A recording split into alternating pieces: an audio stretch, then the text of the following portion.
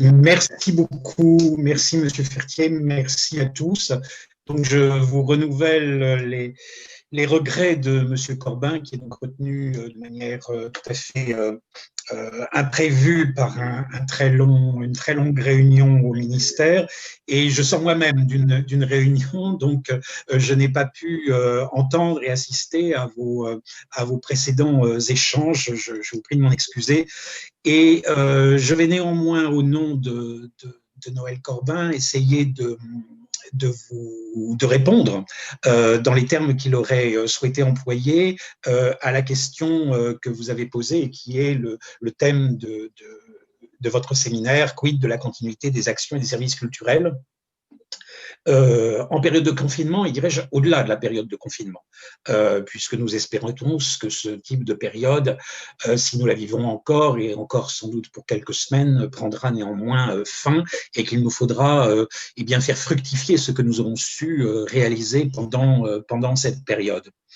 Comme vous le savez tous, les deux confinements du printemps et de cet automne ont conduit à la fermeture de tous les établissements culturels. Fermeture des théâtres, des salles de concert, des opéras pour le spectacle vivant, fermeture des musées, des monuments historiques pour le patrimoine, fermeture des cinémas, fermeture des établissements d'enseignement artistique. Et on peut y ajouter, puisqu'on en a tellement parlé, fermeture des librairies, même si le commerce de la librairie n'est pas sous la tutelle du ministère de la Culture, bien sûr. Alors, cette situation sans précédent nous a conduit à mettre en œuvre des dispositifs particuliers qui visent un but, un objectif essentiel qui a été de maintenir avec tous les publics une permanence d'échange avec les structures culturelles que le public ne pouvait plus fréquenter, mais bien entendu, à l'égard des personnes en situation de handicap, dès le mois d'avril et le mois de mai dernier, de garantir l'accessibilité de ces propositions artistiques, notamment par les outils numériques, et ce maintien de l'accessibilité des productions et des propositions artistiques a été véritablement au cœur de l'action qui a été menée, une action qui évidemment a été menée très rapidement et parfois de manière imparfaite, et on n'a pas cessé depuis d'essayer de corriger les imperfections. Il en reste évidemment beaucoup, nous en sommes conscients, mais nous avons pu travailler pour synthétiser le propos et l'action qui a été menée. Nous avons pu travailler suivant 4 grands axes depuis le printemps dernier. Le premier, vous en avez entendu parler, vous l'avez peut-être, j'espère, fréquenté, vous avez vu ses propositions et ses limites aussi, on le reconnaît, et on continue à travailler sur ce projet. C'est la plateforme Culture chez nous, qui aura permis quand même aujourd'hui à près de 900 propositions culturelles et artistiques d'être présentes dans une relation évidemment qui est celle du numérique et dans tous les domaines de la création, que ce soit le patrimoine, que ce soit le spectacle vivant, que ce soit la littérature ou les médias.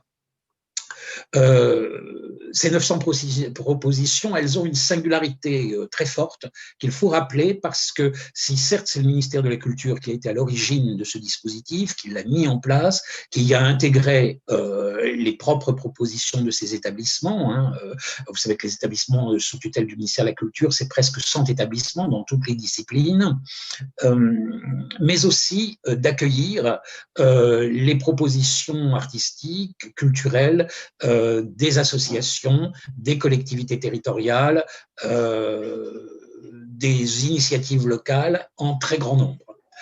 C'est donc un travail très collectif, très commun, qui a permis de réaliser ce qu'on n'avait jamais réalisé autrefois et qui reste unique, qui est cette très vaste proposition. Alors, le ministère n'est pas initiateur d'un projet particulier. Il est le collecteur, l'organisateur, le créateur au départ de cette proposition, mais aussi bien sûr l'animateur, le collecteur de toutes ces propositions qui sont avant tout, il faut le souligner, la réalisation d'un travail énorme qu'ont fait les structures culturelles, des associations, des bibliothèques, des médiathèques et des collectivités territoriales qui ont été très, très impliquées dans ce travail. Alors néanmoins, les établissements du ministère de la Culture, je ne peux pas faire autrement que de les saluer, évidemment, ont fait aussi un travail original qu'ils avaient parfois déjà initié, qu'ils ont du coup amplifié et qu'ils vont poursuivre. Encore une fois, c'est une chose très importante que la poursuite, la pérennité de ce qui a été engagé à la faveur de cette crise sanitaire et qu'on en tire au moins des aspects positifs pour nos actions à venir et également pour faire face éventuellement à d'autres difficultés qui pourraient surgir. Ces établissements, alors je ne vais pas tous vous les citer, mais vraiment, si vous en avez eu l'occasion et ou si vous en avez maintenant l'occasion, n'hésitez pas à vous rendre vers le centre Georges Pompidou avec ses guides, ses visites guidées sur l'art contemporain, évidemment, le château de Versailles qui présente aussi un ensemble de vidéos accessibles, évidemment, qui concernent la vie des monarques à Versailles. Comme toujours, la Cité des sciences et de l'industrie est très en pointe sur les propositions, mais la Philharmonie de Paris a par exemple aussi offert la possibilité d'apprendre, en tout cas de découvrir le langage des signes appliqué à la musique. Voilà, je ne vais pas être plus long, c'est plein de propositions. Évidemment, les théâtres nationaux comme la Comédie Française ou l'Odéon ou la Colline, par exemple, le Théâtre National de Colline, ont fait beaucoup d'efforts. Alors, vous voyez que je cite, ainsi que l'Opéra National de Paris d'ailleurs, que je cite beaucoup d'établissements parisiens, c'est malheureusement une habitude, mais là, pour le coup, je le fais assez volontairement parce que ce que aussi nous a permis Culture chez nous, et pour tous les publics et pour les publics en situation de handicap, c'est d'offrir la programmation ou la mémoire de la programmation parisienne à l'ensemble du public. Certes, on avait ponctuellement un ensemble de propositions numériques de spectacles, par exemple, ou d'expositions, beaucoup du côté des musées, bien sûr, avec les collections, mais on sent qu'on a passé une étape importante. L'important maintenant, c'est que cette plateforme perdure, qu'elle s'enrichisse, bien sûr, et qu'elle gagne en proposition et qu'elle gagne en accessibilité. La première version qui est sortie très très vite en avril a montré ses limites en accessibilité. On a travaillé une seconde version, enfin quand je dis on d'ailleurs, il faut plutôt que je salue mes collègues qui ont en charge les systèmes d'information à une deuxième version qui était beaucoup plus accessible. Il reste qu'il faut qu'on aille encore au-delà dans l'accessibilité, on en est conscient, mais encore une fois, nous sommes à la fois non pas satisfait parce que ça n'est pas ce qu'il faut être, mais en tout cas heureux d'avoir pu développer ce projet et de savoir que nous allons continuer à le développer. Le deuxième axe qui est moins proprement culturel que nous avons développé, c'est de renforcer la coordination interministérielle avec nos collègues et notamment avec le comité interministériel du handicap, avec le CNCPH, et de travailler avec eux d'une manière plus étroite encore qu'on ne l'avait fait auparavant pour mieux répondre aux besoins des uns et des autres. Un seul exemple, par exemple, répondre aux besoins de foires aux questions, de FAC, que le CIH a mis en place, enfin le secrétariat général du CIH, avec beaucoup de dynamisme et d'esprit d'entreprise, et auquel nous avons, dans la mesure du possible, bien sûr collaboré sur les aspects culturels. Je citerai aussi, par exemple, un site qui a été mis en place, il me semble qu'il s'appelle bien Solidarité Handicap, par le secrétariat d'État aux personnes handicapées, et sur lesquelles aussi les propositions culturelles sont arrivées avec un ensemble d'autres propositions qui étaient plutôt destinées à des formes évidemment d'aide, de soutien et d'orientation des personnes en situation de handicap, mais la culture y est présente aussi. C'est un aspect important. On s'aperçoit malheureusement que bien que l'information soit diffusée d'une manière toujours, sans doute toujours à faire progresser, mais toujours déjà très très volumineuse, très présente, eh bien beaucoup restent éloignés de cette information, et on est parfois surpris de voir que des dispositifs qu'on met en place, des propositions, ne sont par le biais strictement du ministère de la Culture, pas suffisamment connus, pas suffisamment fréquentés. C'est toute l'importance et la richesse de ce lien avec les institutions interministérielles, parce que, évidemment, je privilégie là le CIH, mais je pense aussi à mes collègues de l'éducation nationale, de l'enseignement supérieur et de la recherche, et bien d'autres encore, puisque nous formons une petite vingtaine de hauts fonctionnaires chargés du handicap et de l'inclusion, et que nous travaillons étroitement ensemble, nous nous voyons beaucoup, en tout cas en visioconférence aujourd'hui, pour nous permettre de constituer une forme de coordination dans laquelle la culture a toute sa place. Le troisième axe sur lequel nous nous sommes dirigés n'est pas sans rejoindre l'intervention que j'ai pu entendre ponctuellement, enfin partiellement plutôt, à l'instant de madame qui donc travaille, enfin intervient en EHPAD, c'est justement d'assurer au maximum et malgré les confinements la continuité d'un certain nombre d'interventions. Ça a été extrêmement complexe à mener, parce qu'en la circonstance, le ministère de la Culture n'est pas, et de loin, le seul acteur. Il y a bien sûr les solidarités à la santé, il y a bien sûr le ministère de l'Intérieur, il y a bien sûr les dispositions globalement gouvernementales, mais malgré tout, nous avons pu adopter un dispositif qu'on a sobrement appelé continuité art et culture, et qui visait notamment à résumer, synthétiser les modalités suivant lesquelles les intervenants artistiques, dont on parlait donc tout à l'heure, peuvent continuer à mener des actions artistiques et culturelles au sein des établissements, qu'ils accueillent des jeunes ou des adultes en situation de handicap, mais qu'ils accueillent aussi, comme vous le citez, quand il s'agit d'EHPAD ou de personnes qui nécessitent des dispositifs d'accompagnement dans des établissements spécifiques. Ça a été un travail un peu de haute lutte. Nous allons sortir une petite foire aux questions qui résume cette situation. Elle a été validée par le CIH, elle a été validée par le secrétariat d'État aux personnes handicapées, et elle devrait être très prochainement validée par Solidarité et Santé, de façon à ce qu'on puisse la diffuser et qu'il y ait un point de repère ferme. C'est aussi une chose que sans doute on n'avait pas envisagé, ou en tout cas mise en œuvre avant ces périodes de confinement, et qui demandera à également vivre au-delà de ces périodes de confinement, parce que, et c'est encore une fois ce qu'évoquait un peu madame tout à l'heure, les questions de l'accueil des intervenants, des animateurs, en tout cas des artistes et des personnes qualifiées qui portent un propos artistique dans tous ces établissements et auprès des personnes qui sont en attente de cette rencontre culturelle et artistique,